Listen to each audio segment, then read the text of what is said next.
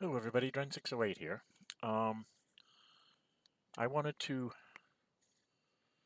BGA has, for a while now, has had the new diplomacy rules in place, amongst other things. So I wanted to do just a quick video to kind of show how the diplomacy works here. So the Allied side here is not going to be, as you can see, I've set up Poland very badly. Because I wanted to just show you how the diplomacy rules have changed and how they affect things. You'll notice the Soviets have all sorts of extra units now in all their four shock armies and the airplane. There's also a tanks marker in here somewhere. The tanks marker. Those are all going to come in now based on when you declare war in the East, when you do the East invaded. So I was just going to do a quick conquest of Poland here.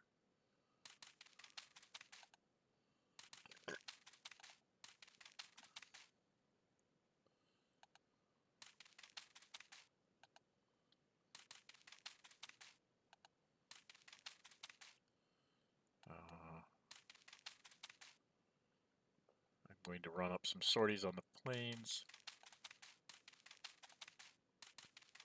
Usually in the combat with Poland, you'll be at least at 4 sorties on each aircraft.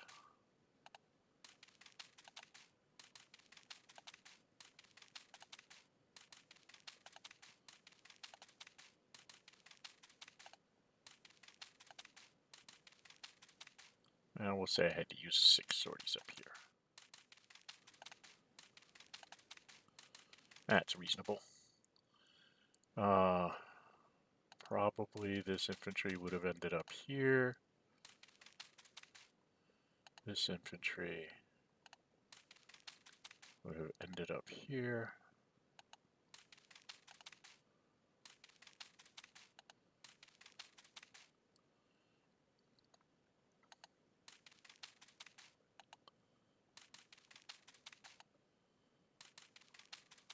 Okay, so we get to Poland as conquered. Okay, so again, this is just sort of a demonstration. This is not how the invasion of Poland would really work. But when you click OK, you have a restricted political success.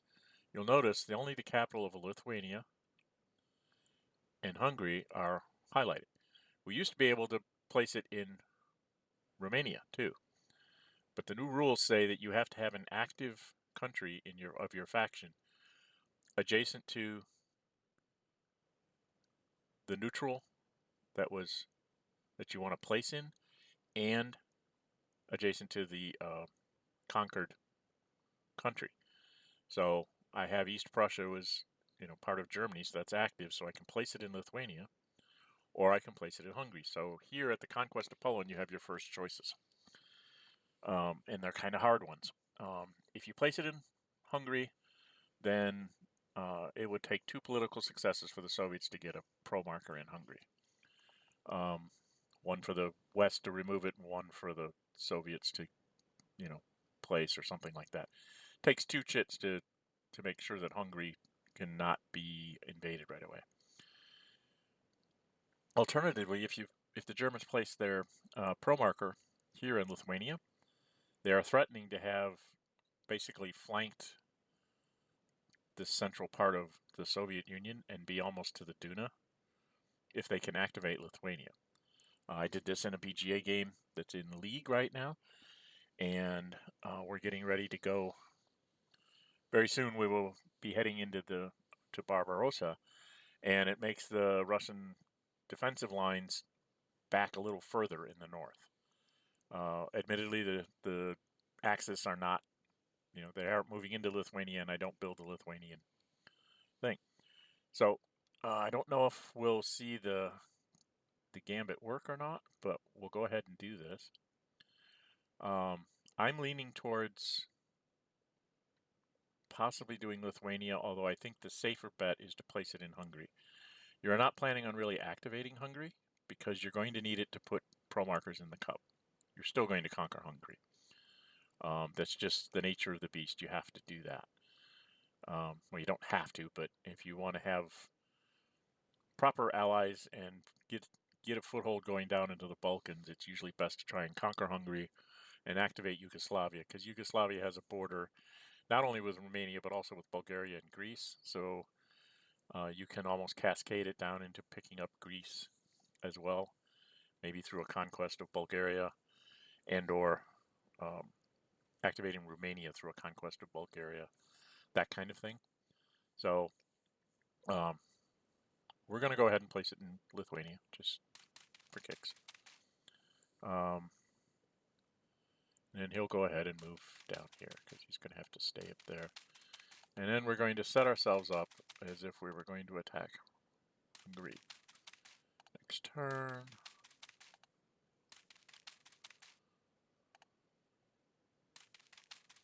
Something like that. Then in a free setup, you oftentimes just go get Denmark right away because, again, you need the points. So we attack there. And then the fourth, the third, fourth. It's up there. Yep. Okay. So that's the fourth. You confirm the attack. Commit. Got a no effect, so I have to attack it again. And use up the ground supports, use my aircraft, confirm attack, and commit. And I did manage to get him, but I only have 3 movement points. Now here's where you have to make another decision with the Germans. If you knock them out on the first one, you can take either Copenhagen or Aalborg. I could take Aalborg and put one in the cup. This is 6 1/2 dozen the other. I prefer to go here in this situation since I didn't knock him out completely.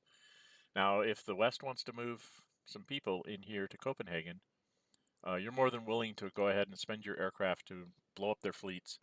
This thing will be isolated. You will kill it sooner or later. And once that, and you can still have the option to just run up and capture Aalborg to remove any like pro-allied markers here. All right, so it's Axis is going to pass. They're only going to bring up 3 airplanes. So they're going to pass.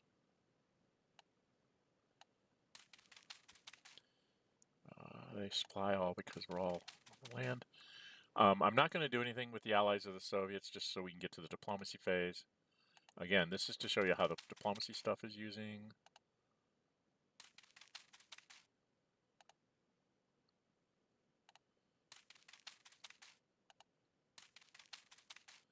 Alright, I'm not going to voluntarily eliminate anything. Neither are they. Neither are they. I forgot to hit the little box. The Germans will spend their 9 like that. They don't have anything to build this turn, so it's a couple of points wasted, but that's just the way it works out. Confirm. And then we get to the diplomacy pool. Now notice I have 1, 2, 3, 4 out of 13 to pull a pro marker.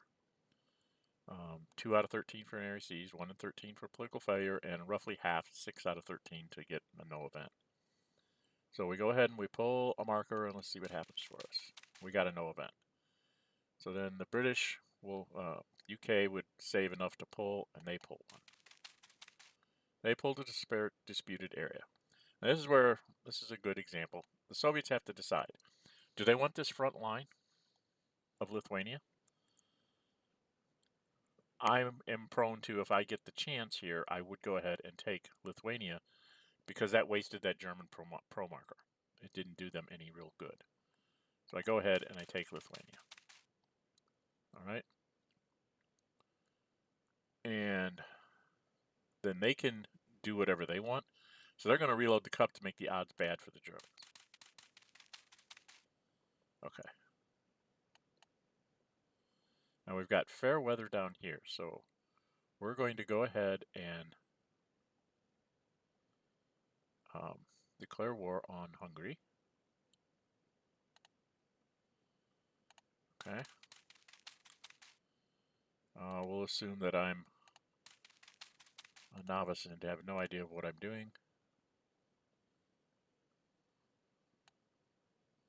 Oh yeah, I can't place him there because there's no supply line. I have to put him there. And we'll throw one in. Okay, and we confirm here. And then that's all we're going to attack this turn. They're not going to give any points. Strategic movement for the Germans. Okay, so I've got 1, 2, 3. Those 3 have to stay. I have these 3 guys that have to stay. This armored unit's going to move down here. So these 3 guys are going to move to the east. So I really don't have a strategic move this turn. I'm going to be able to build a couple of infantry and a garrison, so I'll be able to build up here for the whole Denmark thing. We're just kind of doing this to show you the diplomacy shenanigans rather than playing a proper game. So do not assume that I would play this way as far as setups and things like that. So I'm not going to do one. We're just going to skip this so we can get to the action subphase.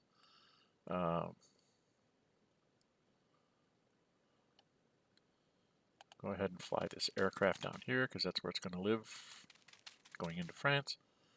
This armored unit can get to here. And he'll go ahead and attack there. Go ahead and use this. He'll use his ground support. Just the wrong thing to do, but so what? We don't care. Defender is disrupted. This armored unit will not take that hex. He'll just stay there. Because then that allows me to go this way. With this armored unit. And attack here. We can attack twice. We use the aircraft. +5 to 0.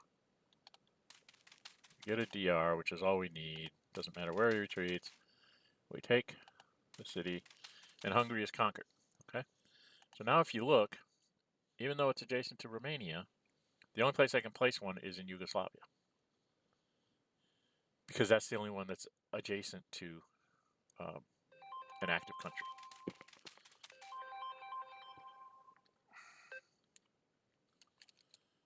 So, and now instead of moving off that way, I'm going to head back to the west for invasion of France. And then these things had to move off to the east. Just kind of go get them in their forever homes.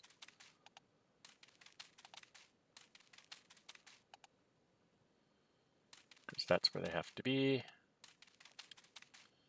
We're going to have this infantry unit go get Sloznik. Because he's probably going to have to, you know, be available to help the Yugoslavs do things. Just do that. What am I at? 21. Not going to conquer Denmark at this point, but I am going to move this guy up in that general direction. Get him back towards the west. Okay. And there I'm done. Okay. So again, I'm just going to pass through. The Western Allies would actually be doing stuff here. But I'm just trying to show you how this diplomacy stuff is going to work.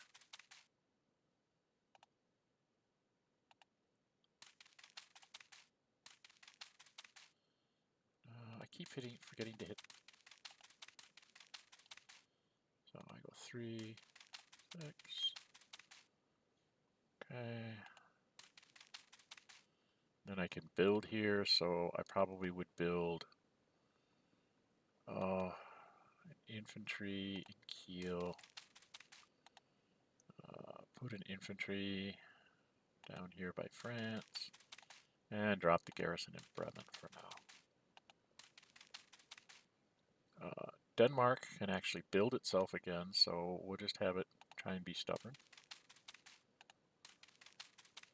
Soviets get 1 from Eastern Poland and 1 for Lithuania. So they're going to go ahead and just build their guys in there. And we're back to the Diplomacy Cup. Now there's 1, 2, 3, 4, 5 out of 6, 7, 8, 9, 10, 11, 12, 13, 14. So 5 out of 14, almost a 33% chance. for the Germans to get a pro marker. So I'm hoping I'm going to get a pro marker or a political success so I can. So now I could drop one in Italy or I can activate Yugoslavia. Because there's so many, there's still 3 political successes in there, or 2 political successes. They could quite possibly take Yugoslavia away from me, so I'm going to go ahead and activate Yugoslavia immediately. And then just because I'm paranoid, I always put one like right here. In case somehow they get a Western thing. I'm also paranoid about the British Navy. So I go ahead and put a garrison there. And then these others will all line up for possible action here in the south. Put a garrison there. Then I usually leave a garrison back in my capital just because. Okay. Then we go on. UK says, what the heck? They pulled one of my pro-axes, which is good. That gets them one of them. And then the Soviets pull one as well. And they pulled a no event? A no event. Okay. And there you have sort of the first couple turns played very badly by the Allies. Obviously, they would probably have, if you have an open setup, which I didn't bother to set them up properly, but if you have an open setup, you usually have the French fleet not in the Med, but sitting like at Le Havre or Calais with an infantry unit on it.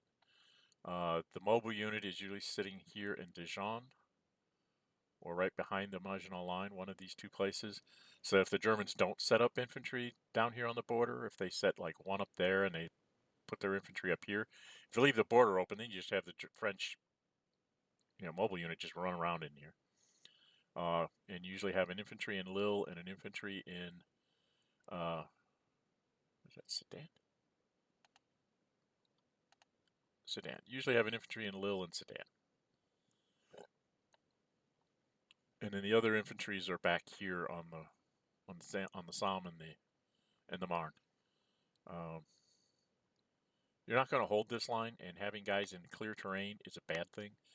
A lot of people will not put the BEF in France, and they will try to use the BEF for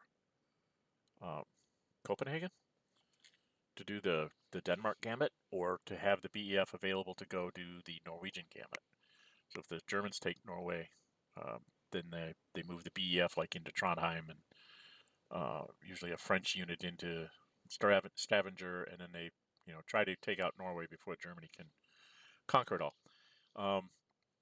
Because invading Norway no longer gives you a pro marker in Stockholm. Because of that, you need to have an active country adjacent, and Straits makes this not an adjacent country. It makes it very, very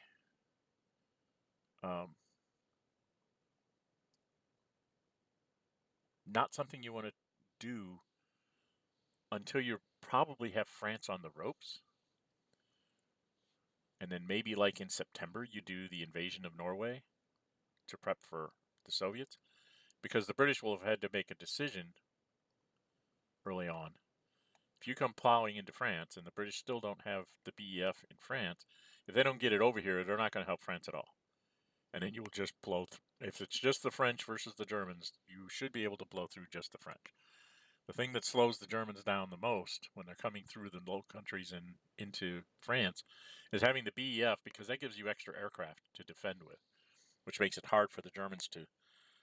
They have to go around the BEF pretty much and isolate it. It's the only way they can get it. And if the BEF is sitting in Calais or Lille, a lot of times people start it in Lille and then try to get it retreated to Calais.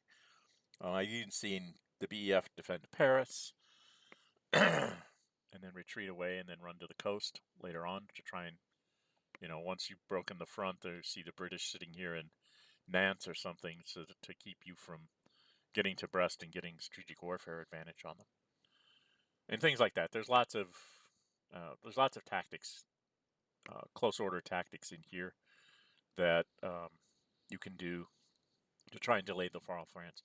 The West really just wants to slow down the German advance to the point where maybe it's September or October that France falls.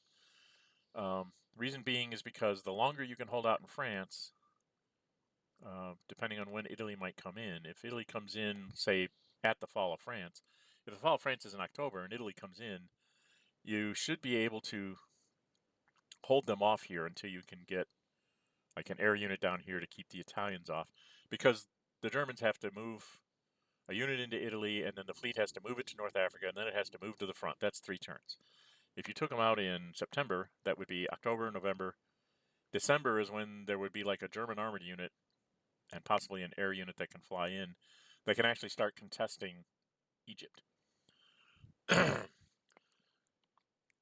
You know, December or January of 41, December 40, January 41, if you have an armored unit committed down here, which is about the only way you can really take Egypt, you can't do it with an infantry unit. You can bust through here and do it, but what's going to end up happening is by late spring, March or April is about the time that these things will fall. Haifa and Jerusalem, depending on die rolls. I mean, if you're extremely lucky, you won't lose the Nile at all, but usually you will end up losing the Nile with the British if the Germans really want to take it. The idea is to make their armored unit be down here instead of up here. So the Soviets only face 3 armored units, not 4, which means the Soviets can actually slow you down. Okay? What else do we? So that's generally how the new political rules will work. So I thought I'd do a quick little video just to give you an idea of how that can play out. When I was testing these, I was one of the testers for the new rules to make sure the BGA interface was working right. A couple of times what I had happen to me is I got a pro marker here, and then I pulled a pro marker, and rather than activating Lithuania, I dropped one in Yugoslavia. So that when I conquered Hungary, I activated Yugoslavia right away. I had one game, with the game I'm playing in League, I actually activated Lithuania, and I still managed with a conquest of, just like here, I conquested Hungary, put a marker in Yugoslavia, and then got Yugoslavia to come up. However, my opponent ended up by, I think it was going into November, he had 2 pro markers, Western pro markers in Rome, which forced me to attack into, all I had left to attack was Norway in order to remove one of his markers, which I did. And then he did the Norwegian Gambit. And yeah, it was a bit of a nightmare. It still is. He still has a unit in Norway. I'm trying to push him out of the Suez area now. I've just captured Suez. It's like January of 41. I just captured Suez. I have to try and get across the Suez Canal now. And once I break the Suez Canal, then it's a matter of just time before I trap him against a neutral Iraq and a neutral fishy Syria. Just trap him against those places where he's isolated, and I just blow him up. But no retreats and things, so it's going to take me a little while to do it. He's going to effectively delay me long enough that that armored unit probably will not make it back to the Eastern Front to start Barbarossa, which is the biggest thing you're trying to do with the West. If he's coming after you in the Middle East, he's probably going to be able to pull it off. The biggest thing to try and do is hang on long enough so that whatever assets he has down here can't get back to help him in Barbarossa, which is, he's doing a very good job of that. So I applaud him for that. But I did have Lithuania activated. I never built the unit, but it does mean that my units up here, I just have I think I have 1 armored unit and a couple infantry units up here. They're basically just going to run to the Latvian border without having to fight any battles. So I won't be fighting until I'm almost at the Duna. And he's pretty much recognized that. I think he's got his units set up I think he has a delay unit in Vilnius. He might have one in Brest. But pretty much, and I also got Romania activated before he could pull another seized marker. So Romania has 2 points, and I'm starting on the Dniester river line. So he's pretty much no, we're just gonna run away. Because he doesn't have he doesn't have 2 river lines for me to have to cross. If you have both river lines, you can actually, put a few delay units here and along the Bug, and then in Vilnius and Kaunas, and yeah, you'll probably lose them all over a couple turns. The Soviets can usually afford to lose about 3 or 4 units a turn at most. The Germans want to kill 5 to 7 a turn if they can, to ensure that they have a chance at collapsing the Soviet Union. So, but that's that. The other thing I wanted to do, I'm going to do a quick skip through here.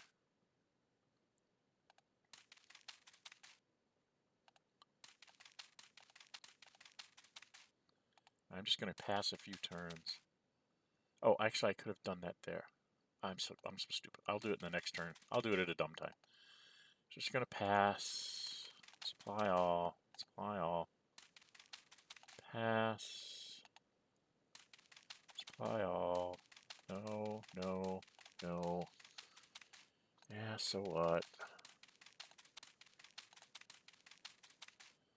Alright.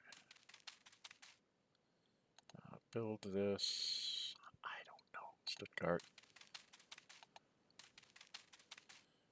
Let's see what happens in the diplomacy phase. I pulled a no event. The West pulls an area C. So the Soviets, at this point, probably take. What's the next one up here? Lithuania. Where's Lithuania? Not Lithuania. Latvia. I'm dumb. The other L country. And then what they're going to do is they're going to put back in the area C so that they dilute the cup. So, okay, that goes there. Now, the Germans being angry, I just wanted to show you what happens here. Germans being angry are going to do something really stupid in severe weather. They're going to declare war on the Soviet Union, just for kicks. Just so I can show you what happens, okay? So this is going to be the last thing. So I'm going to declare war on the Soviet faction just so I can show you what's going to happen. So a bunch of things. I'll continue. So first things up, we go over to the turn track. You will notice that the scenario ends is now in May of 44. That's one of the things they changed. The game will not end in July of 44, 45, or 46. It will end in May of 44, 45, or 46. So the Allies have to be in a hurry.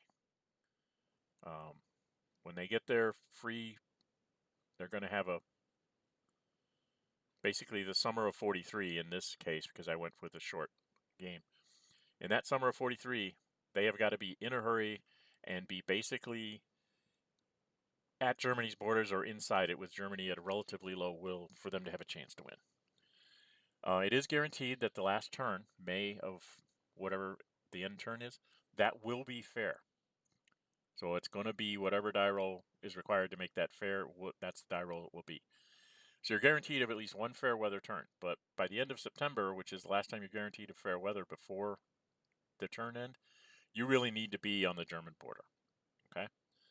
So that's one of the things I wanted to show there. Now, the other thing I'm going to do, I'm just going to skip through this so I can get to the operations phase. Come on. Come on. I just want to show this one last thing. So here we're going to have the Germans do even more stupid things just to show you how the mechanics work.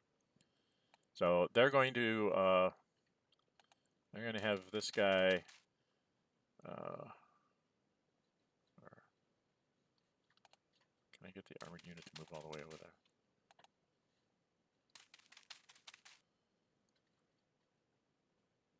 Yeah, we'll have this armored unit move in there. Just so I can say.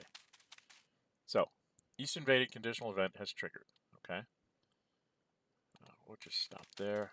This guy's going to go here. Just so I can say I did something. Okay, so I took a city. Okay, we're done. Now what I'm going to do is I'm going to pass. And I'm just going to say supply all. Because now you see a whole bunch of Soviet stuff just disappear. First off, they have to mobilize their units. Can I get into the Soviet Union, please? Thank you. So they're just going to just drop a bunch of ground units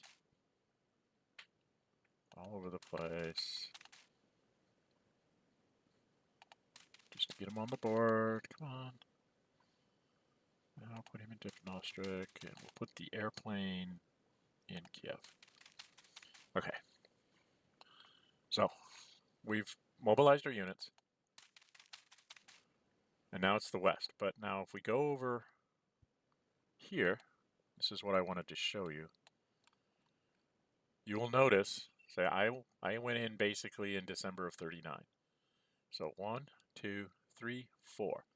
The tanks markers and 2 shock armies show up 4 turns after you do East Invaded.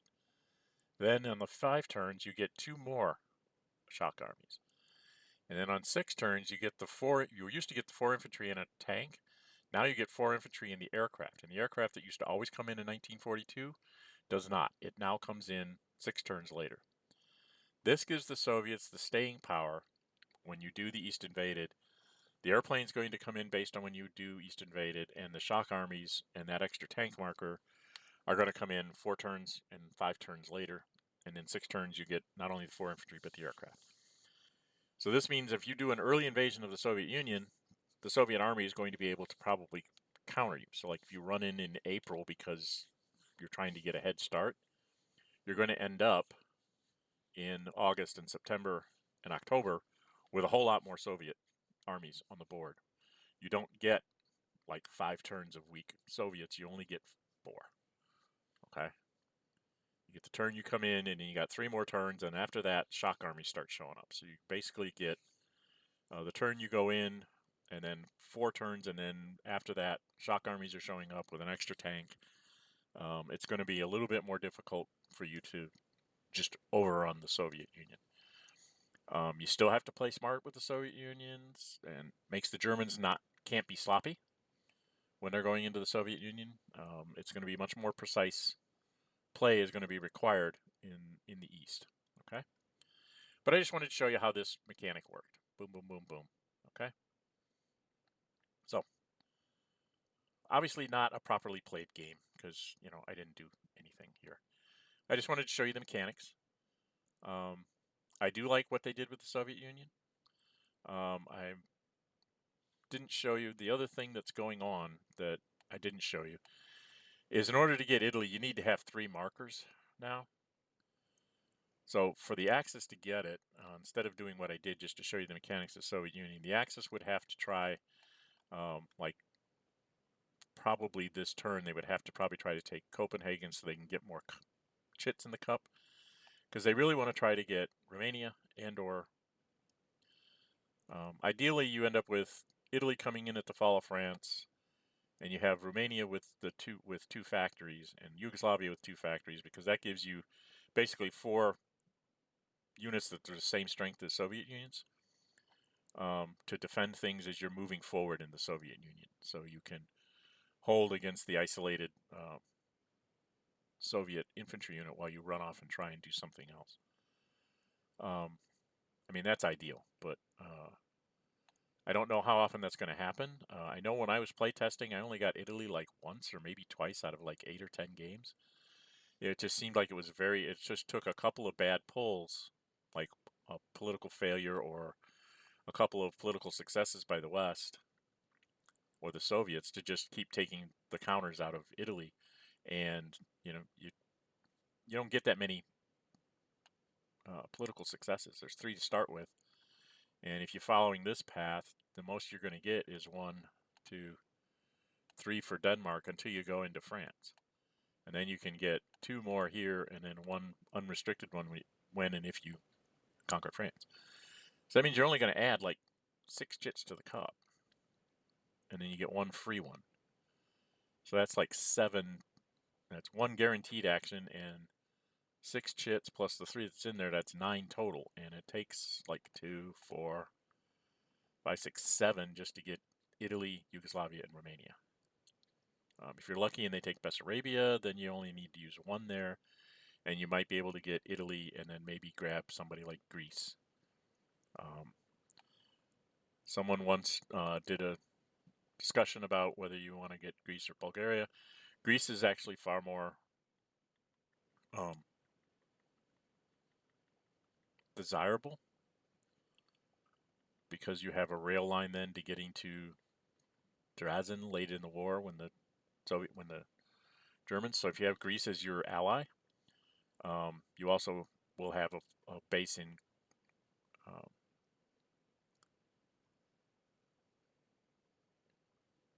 you can have like a German air base here in Greece that can fly down here to help support the Middle East, or if you've taken the Middle East, this is a place that you don't have to worry about the Allies placing their fleets. So Greece is a little better, I think, than Bulgaria. Bulgaria is a little susceptible to Soviet invasion, and it might be easier to capture Bulgaria, to activate Greece, and then maybe try and drop a marker or two in Turkey to threaten a total Middle East domination and a southern front on the Soviet Union. But that's a whole nother discussion on what you should do where. I just wanted to show you the mechanics of how things are changed and worked. The other thing that has been implemented that's on the map is these restricted hexes here. There's the 4 here going into the Caucasus. You've got 2 over here outside of Saratov, so there's another little enclave that the Soviets can launch from. And then, of course, there are 2 normal ones.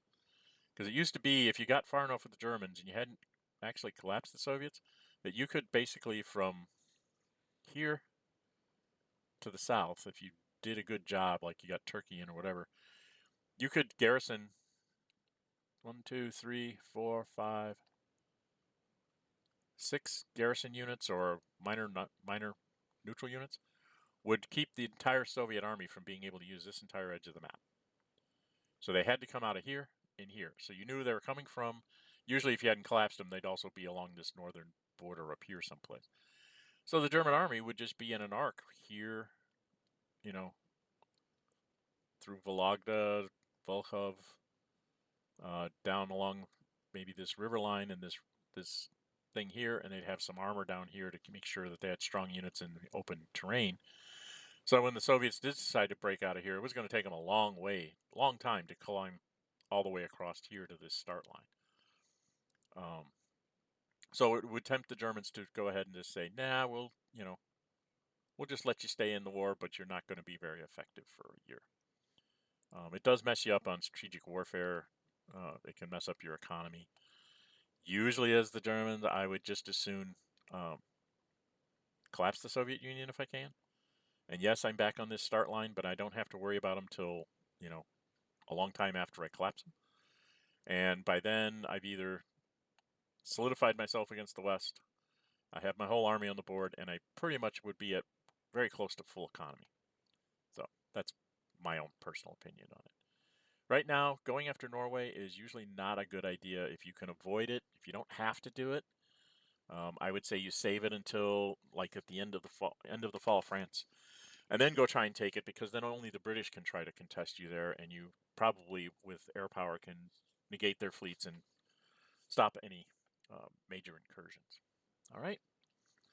So that's what we have here. 38 minutes of me babbling about this. Again, I just wanted to show you the mechanics of diplomacy and the Soviet reinforcement thing, how it works now. That's about all I have. I am working on updating the Vassal module to have some more automation to it, but I'm having troubles getting things to work, so that's going to be a while yet. Anyway, I'm Dren608. If you'd like to see a thumbs up button, you really like to see, go and subscribe. Hit the notify bell to be notified, upload videos, and or schedule streams. And until we meet again, stay safe, and bye-bye.